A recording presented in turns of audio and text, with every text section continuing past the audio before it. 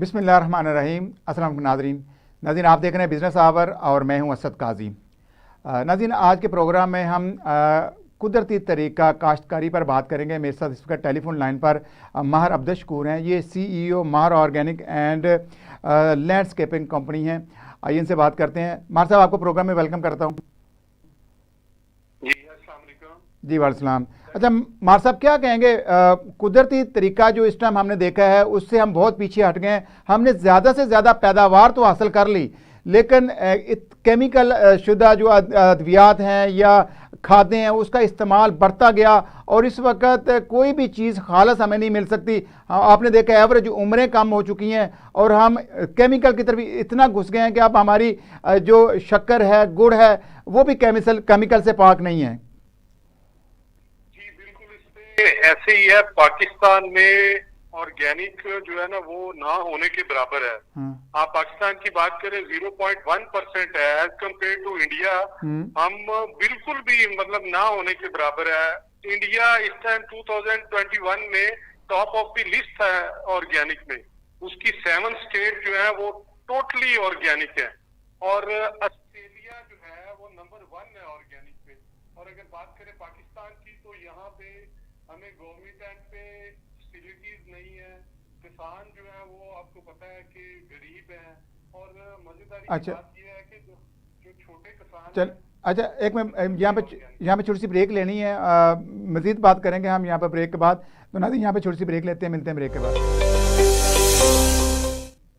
जी welcome back नाज़रीन। अमार साहब, आप अपनी बात को मुकम्मल करें। क्या कहेंगे कि इस वक्त इंडिया, हम देखें हमारा मुकाबला इंडिया से कम मुकाबला मुसलसल रहता है और हमने उनको कहीं ना कहीं हराना होता है। लेकिन अगर देखा जाए तो दुनिया भर में चावल जाता है हमारा, लेकिन जो इंडियन चावल जा रहा है उनमें जब वो केमिकल टेस्ट करते हैं तो उनका ऑर्गेनिक है। हमारे चावल के अंदर खादें हैं, जहरीली वो जो इन्होंने स्प्रे की होती हैं वो उसमें शामिल होती हैं। तो हम तो मुकाबला नहीं कर पाएंगे, हम अपनी अब खुराक नहीं पूरी कर पा रहे हैं। इसमें ऐसा है कि इंडिया जो है ना वो अपने किसानों के साथ भी लॉयल है और किसान भी अपने मुल्क के साथ लॉयल है। तो इसमें लॉयल्टी मैटर करती है और वो इसको 100%, क्योंकि उसके बाद फर्दर है कि वो अवेयरनेस का भी मैटर आता है। इंडिया अपने किसानों को प्रॉपर अवेयरनेस देता है। अब हम जिस तरह महर ऑर्गेनिक एक छोटी सी कावज कर रहा है अपने छोटे छोटे किसानों को, उनसे मिलता है, जाके बताता है क्योंकि हमारी अपनी प्रोडक्शन के लिए कि गुड़ हमें ऑर्गेनिक दे, पुराने तरीके के तहत इसको तैयार करें। वो गवर्नमेंट लेवल पे हमें भी सपोर्ट नहीं है, किसान भी शिकवे शिकायतें करते हैं। वो तो यहाँ तक है कि उनके लिए मैनेज करना बहुत ज्यादा मुश्किल है। जिस तरह के हालात है वो सिर्फ गोबर की खाद यूज करते हैं और पत्तों की खाद यूज करते हैं जो कि प्योर ऑर्गेनिक। और बाद ऐसे किसान है जिनको हम टारगेट करते हैं, उनके पास ट्रैक्टर का हल चलाने के लिए पैसे नहीं होते, वो फिर बैलों का हल चलाते हैं। तो हमारे लिए उनसे जो है ऑर्गेनिक चीजें हम लेके आते हैं और अपने मुख्तलिफ स्टोरों पे प्रोवाइड करते हैं। तो पाकिस्तान में गवर्नमेंट को बहुत ज्यादा इस पे फोकस करना चाहिए और हमारी जहाँ पे महर ऑर्गेनिक की सपोर्ट रिक्वायर्ड है, हम अवेलेबल है अपने किसानों के लिए। इसमें तो कोई शक नहीं है कि आप वो खादें आ गई हैं जो जिनको आप इस्तेमाल कर सकते हैं। पहले तो आपने कहा एक हमारे पास गोबर की खाद होती थी, अब उसको लोग इस्तेमाल नहीं करते। अभी मैंने देखा है जब खादों की शॉर्टेज हुई थी तो हमारी पैदावार कम हो गई। तो मसाइल तो जूं के तू हैं। लोग कह रहे हैं कि अब इसके बगैर अब हमें पैदावार उस तरह हासिल ही नहीं हो पाती। आप देख लें, गंदम की पैदावार हमारी कम है, चावल की पैदावार कम है, गन्ने की पैदावार कम है। तो उसके लिए जड़ी बूटियों को तलब करने के लिए कहीं ना कहीं तो स्प्रे का इस्तेमाल करना पड़ता है इनको। ऐसे है कि बेसिकली हमने खादों का इस्तेमाल इतना ज्यादा कर लिया है कि आप तो वो खादों की वजह से स्प्रे भी केमिकल वाला यूज करना पड़ता है। अच्छा। अदरवाइज क्या है कि हम पत्तों की खादें यूज करें, हम गोबर को डीकम्पोज करके खाद तैयार करें और हम कैचुआ कल्चर डेवलप करें। फिर इनका ऑर्गेनिक मेथड जो है वो पिकनिक मेथड है, बड़ा जबरदस्त ऑर्गेनिक मेथड है जिससे आप अपनी फसल को देर पा ऑर्गेनिक रख सकते हैं। उसके अलावा अगर फर्टिलाइजर की स्प्रेयों की बात करें तो आप नीम से तैयार करके स्प्रे यूज कर सकते हैं। मल्टीपल इसके तरीकेकार हैं। तो वो मतलब अगर फोकस करने की जरूरत है, किसानों को अवेयरनेस देने की जरूरत है कि क्या क्या चीजें पुराने दौर में स्टडी की जरूरत है कि किस तरीके से वो अगर किसी फसल पे अटैक होता था तो उसको किस तरह करते थे। अभी मैं अगर इस टॉपिक से आपको फर्दर होम गार्डनिंग की तरफ लेके चलूं तो मेरी अपना इंटरेस्ट भी है और काविश भी है कि मैंने अपने घर की छत पे ऑर्गेनिक गार्डनिंग कंप्लीट की हुई है अल्हम्दुलिल्लाह। यहाँ से सब्जियां सारी ऑर्गेनिक मेथड के तहत हो रही हैं, जिनमें अपना मुंगरे है, उसके बाद मूली है, गाजर है, टमाटर है। मार साहब, लोग इस तरफ आ रहे हैं। देखें, आपको धनिया लेने जाना है तो आपको बाजार जाना है, अगर आपको टमाटर लेना है तो आपको कहीं ना कहीं से जाकर लेना है। तो मैंने देखा ये रुझान अब कहीं ना कहीं जोर पकड़ रहा है कि लोग अपने लॉन के अंदर, अपने पार्क से अंदर कहीं ना कहीं कुछ ना कुछ तरीके से किचन गार्डनिंग कर रहे हैं। और उसका फ़ायदा ये हो रहा है कि उनको, एक तो आपने बिल्कुल सही कहा कि ऑर्गेनिक जो फूड्स हैं वो मिल रही हैं। उसकी बहाली के लिए कैसे इकदाम किए जा सकते हैं? अब PHA है, इदारे ऐसे हैं, इन्होंने अब जितने भी अब नक्शे पास कर रहे हैं और इसमें पाबंद किया है जो ऑनर है या प्लाजे का जो मालिक है कि आप टॉप रूफ के ऊपर गार्डनिंग करें। लेकिन दरख्त ऐसे लगाए जाते हैं जिसका कोई फ़ायदा नहीं है।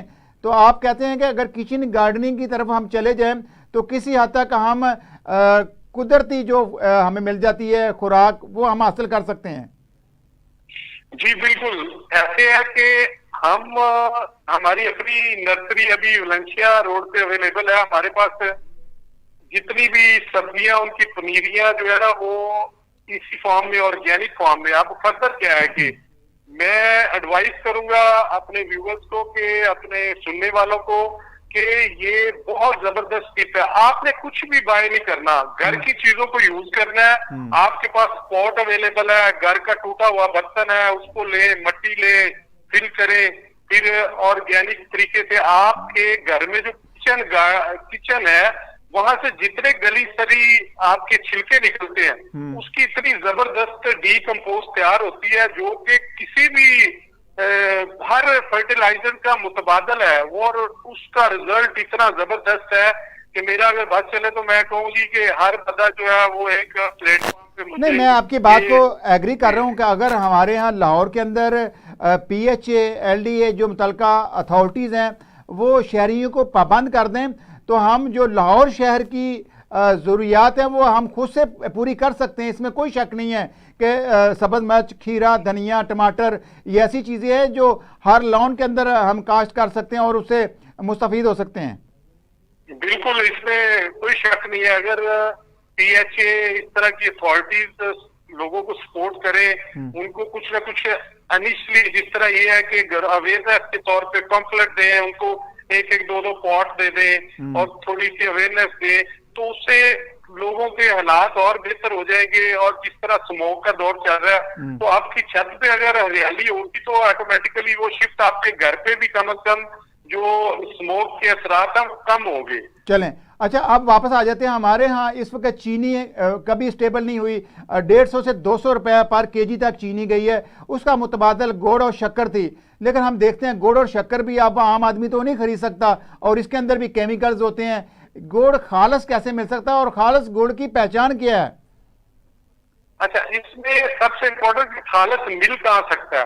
खालस पाकिस्तान में किस्मत से ही मिल सकता है। उसकी लॉजिक क्या है कि हमारे सराउंडिंग पे जितने रोड हैं वहां पे जितने बेलना लगे हुए हैं, गुड़ बनाने वाली मशीनें, वो मोलाइसिस यूज करते हैं। अब मोलाइसिस क्या है? मोलाइसिस वो है जो शुगर जब बनती है चीनी तो उसमें से एक केमिकल लिक्विड फॉर्म में निकलता है। तो ये ड्रमों के ड्रम इन्होंने रखे होते हैं, फिर वो जब गन्ना प्रोसेस होता है उसमें से रॉ निकलती है जो रस होता है, उसके बाद उसको प्रोसीड करते हैं तो उसमें ये मोलाइसिस ऐड कर देते हैं। अच्छा। अब आम बंदा यही देख रहा होता है जी कि हम खालस गुड़ खरीद रहे हैं, तो जो कि हमारे लिए इतना जहरीला है। मेरा बात चले तो मैं उन सबको इस पे बैन कर दें। जरूरत है जो देनी चाहिए। अच्छा नहीं एक मिनट, फिर लेकिन लोग नहीं खरीदेंगे ना, आप उनको बता देंगे। हमारे यहाँ बहुत से दोस्त ऐसे हैं, महकमा फूड अथॉरिटी है वो इस तरफ निशानदेही करता है। देखें हमने पहले दूध खरीदना शुरू किया, दूध में पानी मिलाना शुरू किया, उसके बाद केमिकल मिला दूध लोगों को मिलना शुरू हो गया, फिर लोगों को पहचान ही ना रही, इतना लोग उसका इस्तेमाल किया। अब मैं गुड़ का देख रहा हूँ कि हर जगह बेलना लगा हुआ है, तो जो काला स्याह गुड़ होगा वो खालस होगा, और जिसके ऊपर सफेदी होगी आप समझेंगे वो उसमें केमिकल मिला हुआ है।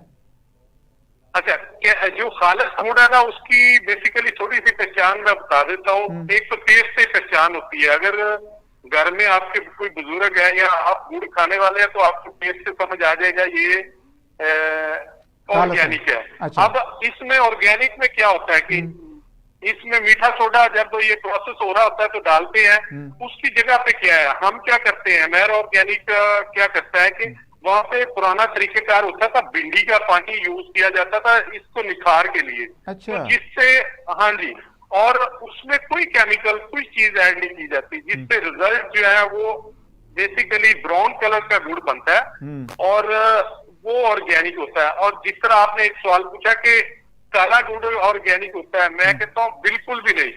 तो आप गुड़ को 3 माह रख दें किसी भी प्लेस पे, अच्छे टाइट वाले पॉट के अंदर भी, तो 3 माह बाद वो काला हो जाएगा। और हमारी मार्केट में लोग काले गुड़ को ऑर्गेनिक करके बेच रहे होते हैं, जो कि बिल्कुल भी मतलब ऑर्गेनिक नहीं।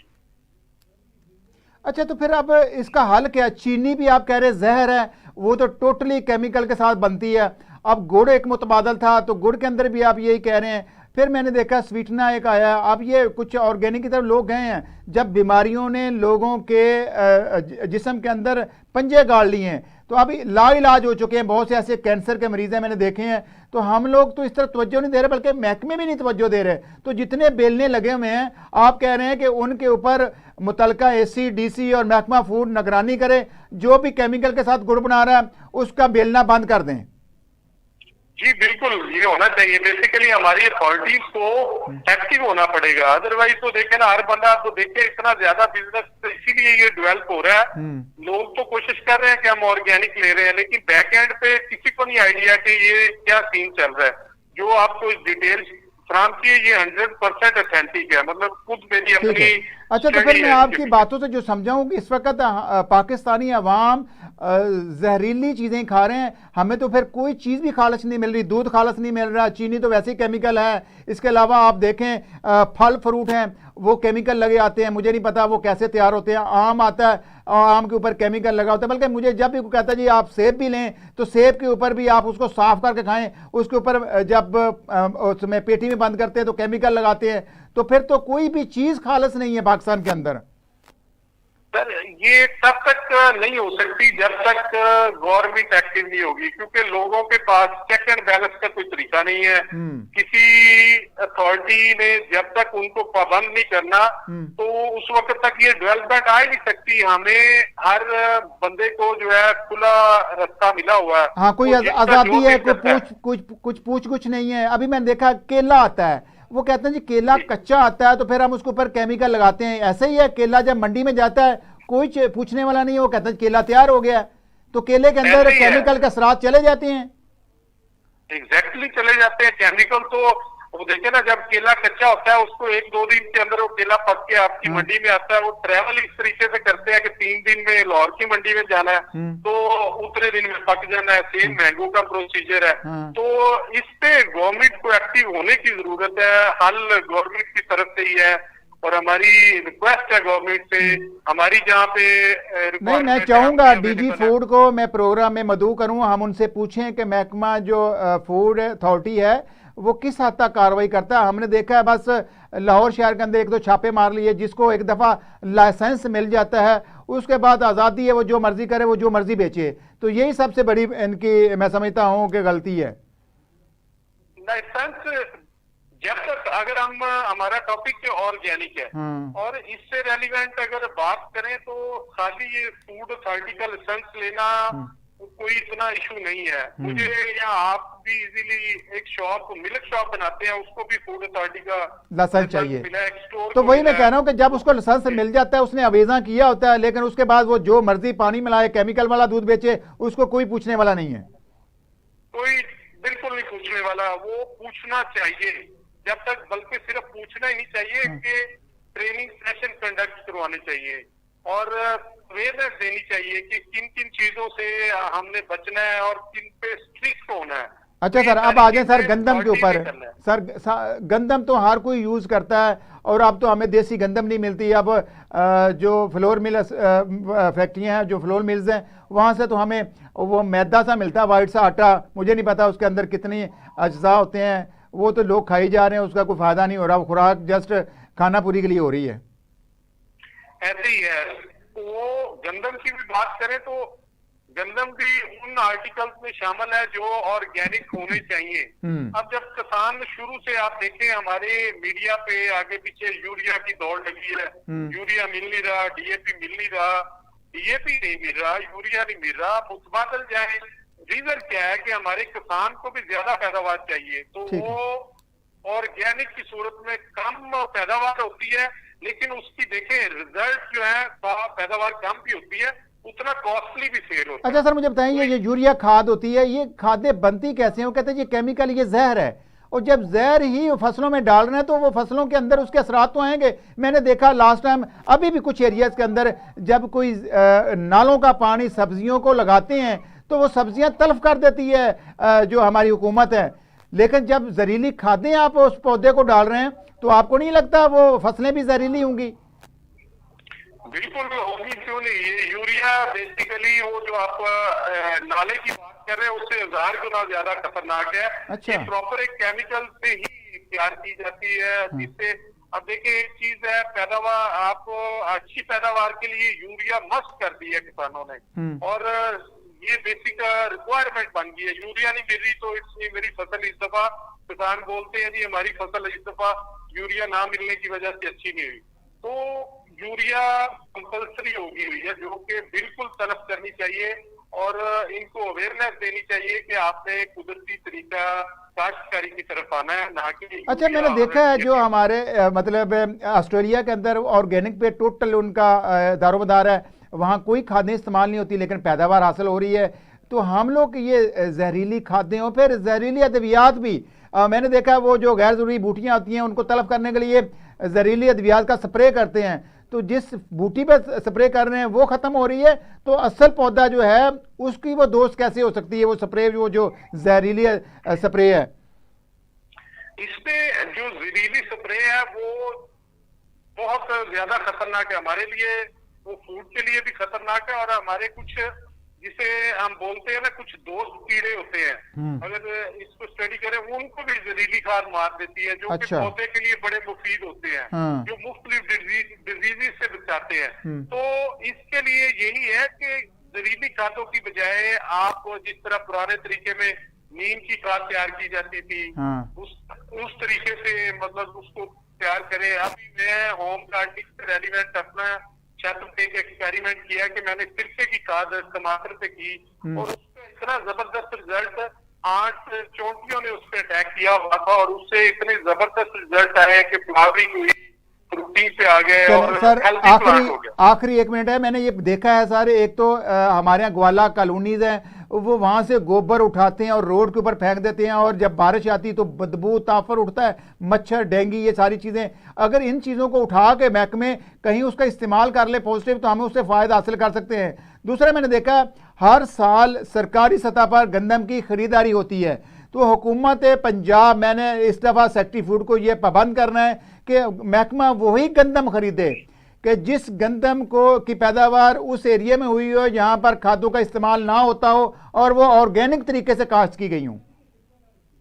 बिल्कुल, ये एक बड़ी अच्छी कहावत होगी हमारी जिस तरह पाकिस्तानी अवाम के लिए कि अगर इस तरह के इनिशिएटिव गवर्नमेंट ले ले और आप इस पे जरा गवर्नमेंट को थोड़ा सा अवेयर करें, तो ये इससे बड़े अच्छे देर पर रिजल्ट्स आ सकते। अच्छा चलें सर, दूध जो चेक हो जाता है, ये जो बकिया चावल है, गंदम है, ये कहीं से चेक नहीं हो पाती। जब हम एक्सपोर्ट करते हैं तो वो उनको चेक करते हैं अपनी लेबोरेटरीज में। अगर हम यहाँ पे चेक करें तो मेरा ख्याल है जो रिजल्ट निकलेगा वो बड़ा ही भयानक सा होगा। लोग खौफ खाएंगे गंदम खाते हुए और ये चावल खाते हुए कि इसके अंदर इतनी जहरीली चीज़ें हैं। बहरहाल नाज़रीन, प्रोग्राम का वक्त ख़त्म हो गया।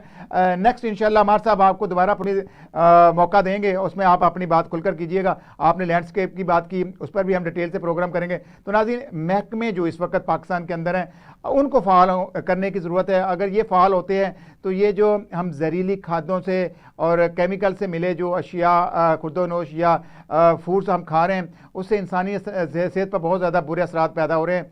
तो इसका कहीं ना कहीं तोड़ करना है, हमने ऑर्गेनिक की तरफ आना है। आज के प्रोग्राम से इतना ही, इंशाल्लाह कल फिर मुलाकात होगी। अल्लाह हाफ़िज़ नासर।